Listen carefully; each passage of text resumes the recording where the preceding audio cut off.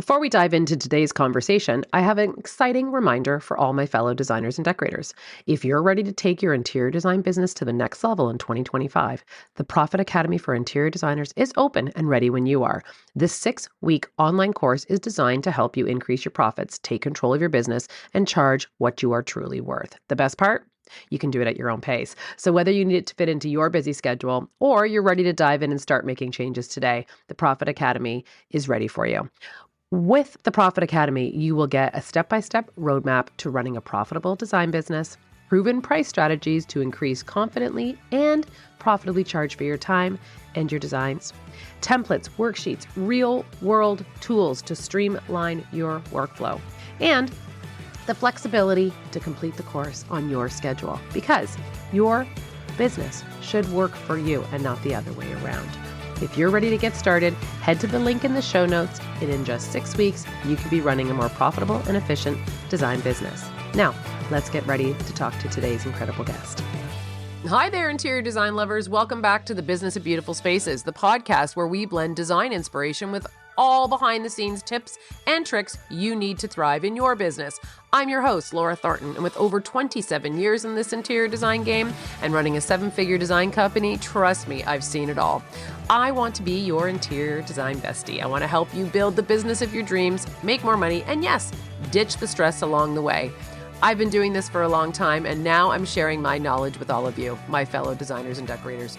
All I ask in return is that you like, review, and follow this podcast wherever you listen, so other designers can find us and learn more too. So grab a coffee, get comfy, and let's dive into making 2025 your best business year yet.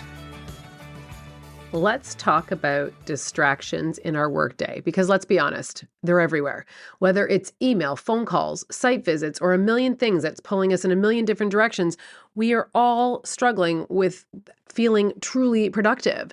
Have you ever ended your day and sat back and thought, my God, I've been busy all day, but what did I actually accomplish? Did anything on my to-do list actually get done? Even though everything you did was for work and for the business, but did I actually get anything productive done? Well, this episode is for you. Today, we're going to dive deep into the practical strategies that'll help interior designers like us regain focus and eliminate distractions, and feeling like they're actually moving the needle forward in our business. And I'll be sharing tools that have helped me, plus some research-backed tips that'll help you stay on track. So let's get into it.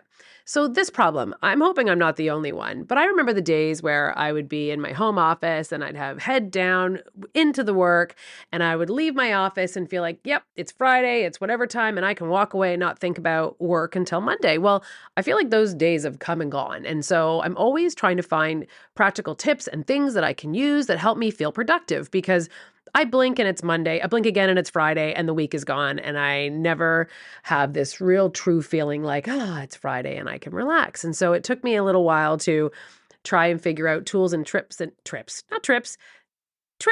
and tips to, I'm comboing words now, to make sure that I felt that my days were wrapped up and that I wasn't taking it home with me, which I recognize is really hard for a lot of us because it is another baby. It is something that we, own at all times of the day, every day of the week. It's not something that's fleeting. So I understand that that's really hard to do. But if you can maybe find things that'll help you during the week and during the days and during the month that are able to give you more of that feeling that you're satisfied and the things were on your to-do list got done, then I'm going to try and share some of that with you today. And I feel like the biggest distraction that is stealing our focus and our time, and studies have actually shown that the average person will check their cell phone 344 times a day.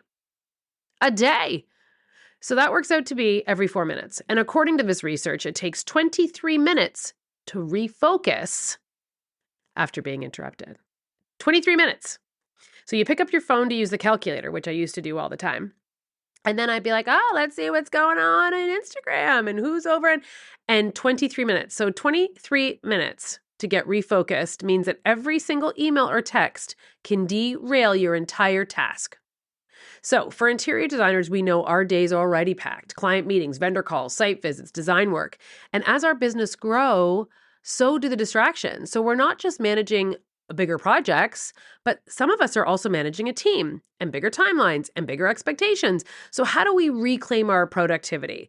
I want to break it down into real simple, actionable steps. So productivity hack number 1, set dedicated theme days for weekly and monthly tasks. And I know I've talked about this before in another podcast, so I will keep this one brief. But one of my favorite strategies is setting dedicated what is wrong with me today? Not days for reoccurring tasks.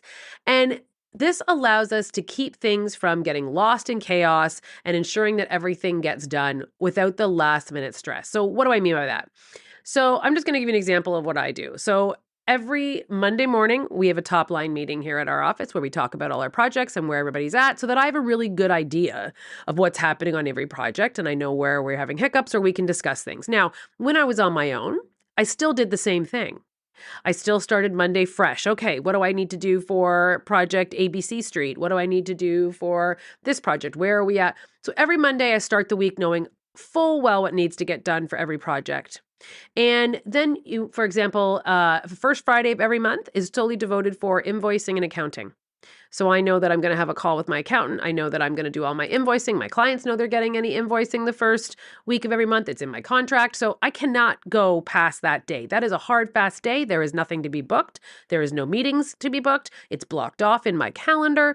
So that guarantees that there is zero excuses that that's not getting done. I even try and work my vacations around it, believe it or not, because I really don't want to derail and I don't want to follow through on what I've said I'm going to do. And I signed a contract with my client saying I'm going to do that. So these are things I try. If it doesn't work out, then nothing's wrong with doing it before you leave and having it pre-posted to send to your clients. But I really do try and keep really true and fast to these.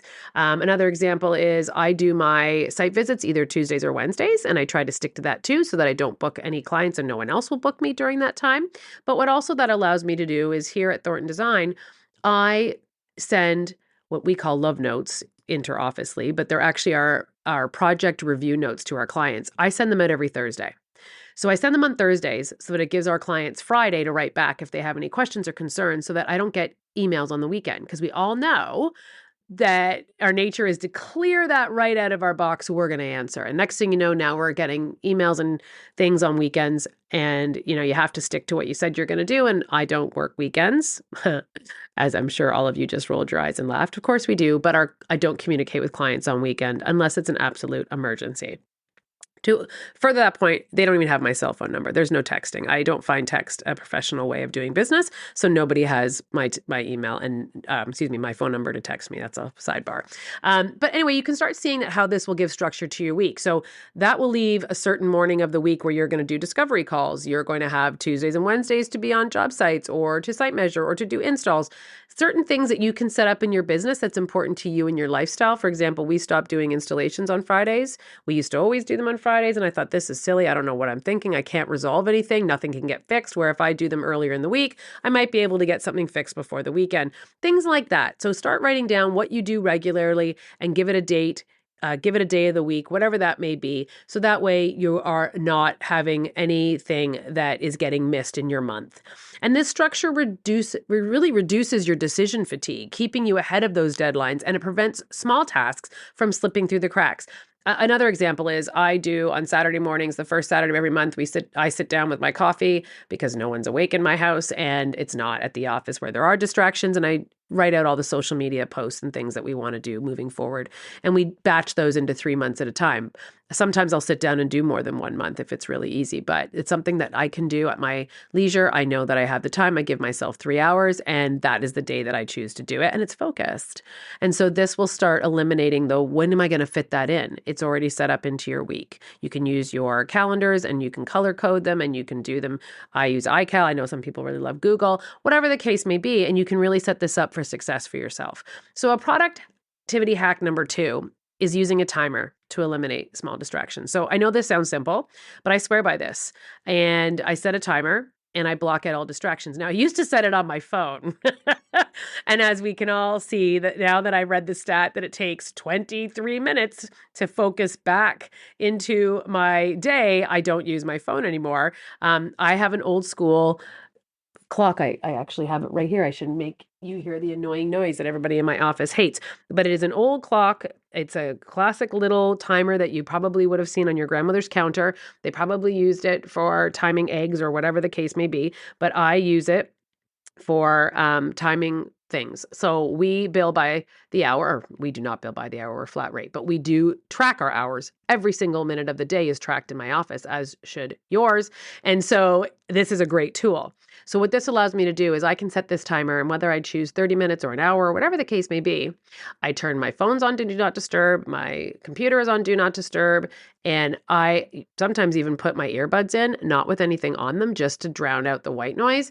And I will focus undisturbed for that 30 to 60-minute period, which doubles as I'm timing my hours. So it's very easy to track. But in addition to that, I can actually like focus, head down, get something done, and I am uninterrupted for that amount of time. Now, when that timer goes off, then you can either keep going because you're in it and you're loving how productive you're being, or you can then choose to do something else, whether check your emails or whatever the case may be. But you will be absolutely floored how much you can accomplish when you aren't pulled in different directions every 5 minutes. You're not just tracking your time, you're also seeing where your hours are going.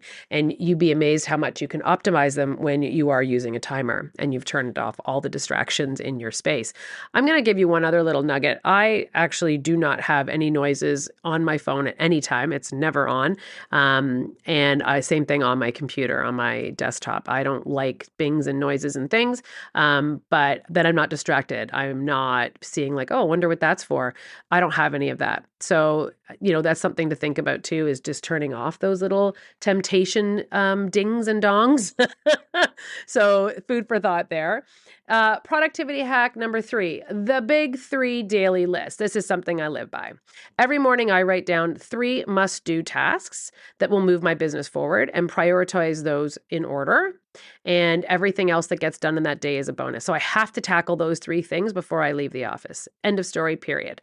This will help you keep focused on the progress and not just staying busy. Because let's be real, answering emails all day feels productive, but it's actually not moving your business forward. So those are 3 things, that whether those 3 things are tasks for a job that we're doing, or getting a quote, whatever the case may be, whatever those 3 things are, they have to be moving the needle in your business, whether that's getting an invoice out so you can be getting cash flow into your business next month, whatever the case may be. Everything else is gravy. So here is a few more tips that I want you to try and implement or think about to try and stay focused, see if they'll work for you.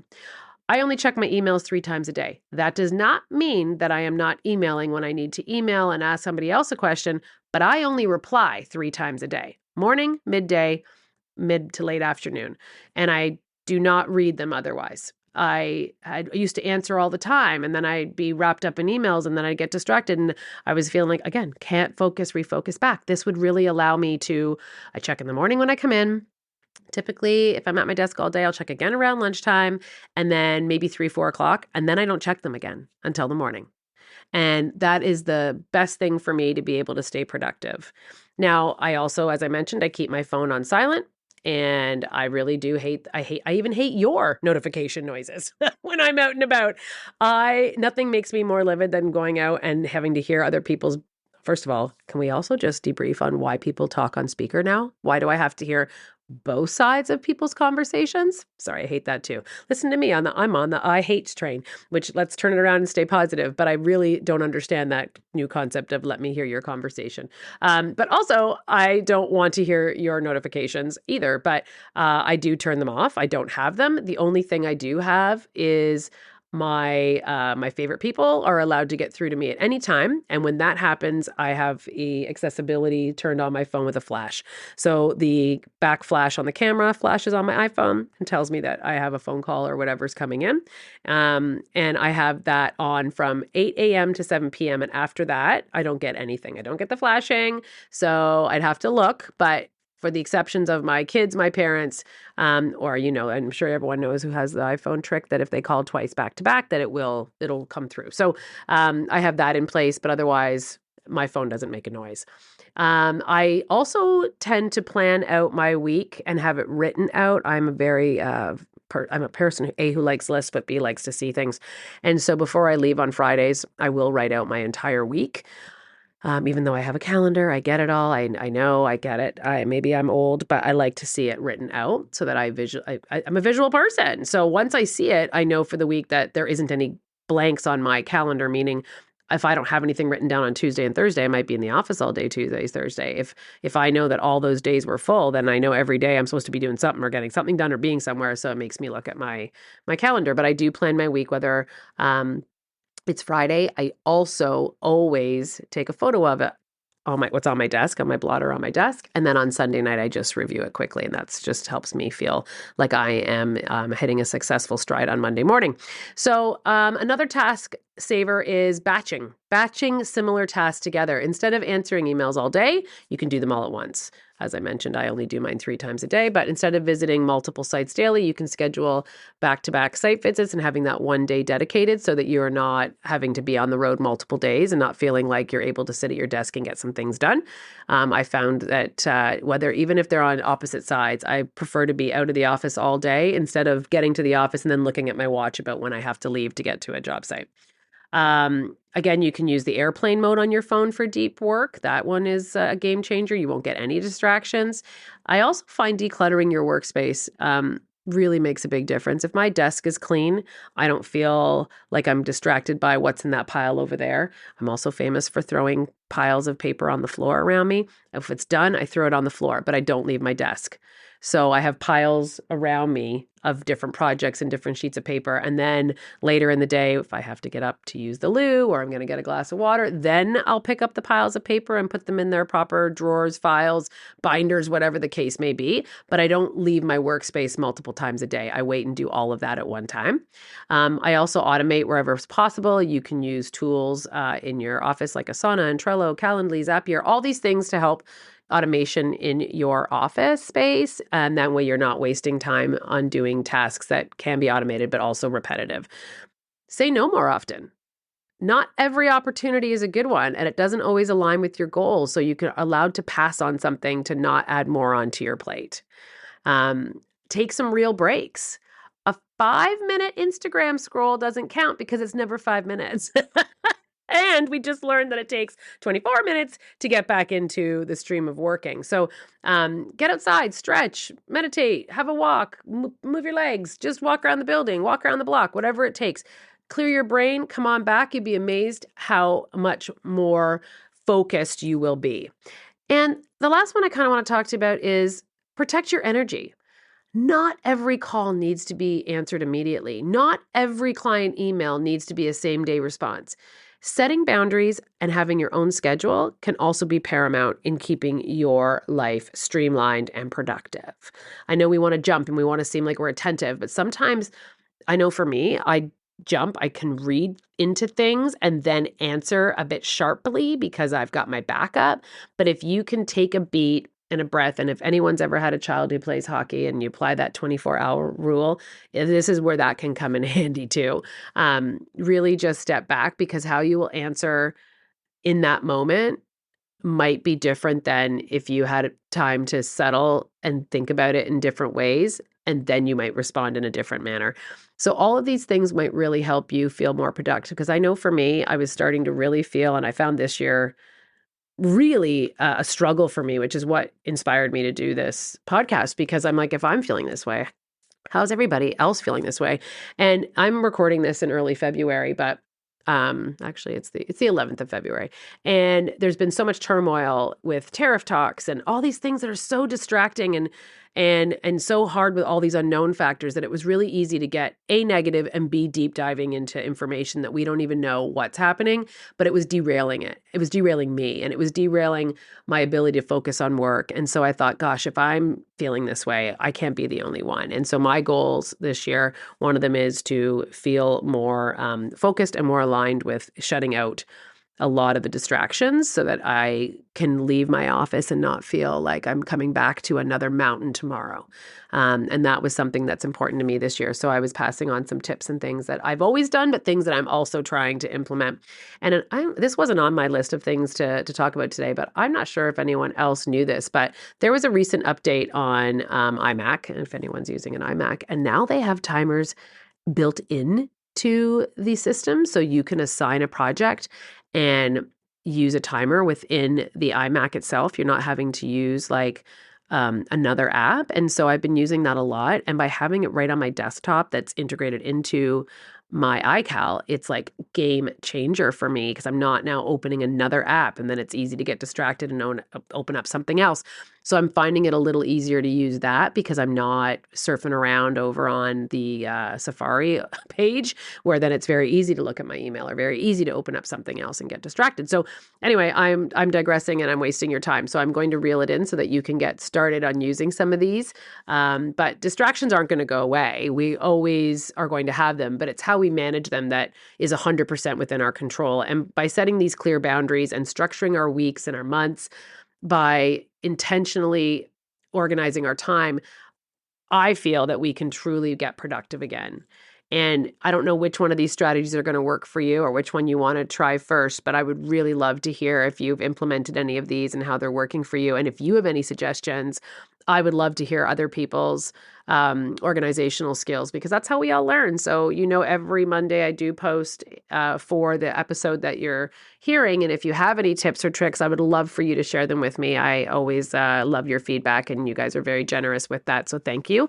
And I would also love if you could follow this podcast so we can get more people listening. And if you want to leave a review, I'd love you even more. So thanks for listening today. I hope that this helps you feel more productive this week, this year, this month. And we'll keep moving together and keep trying to come up with ways that we are moving our business needles forward. With that, have a great week, everybody.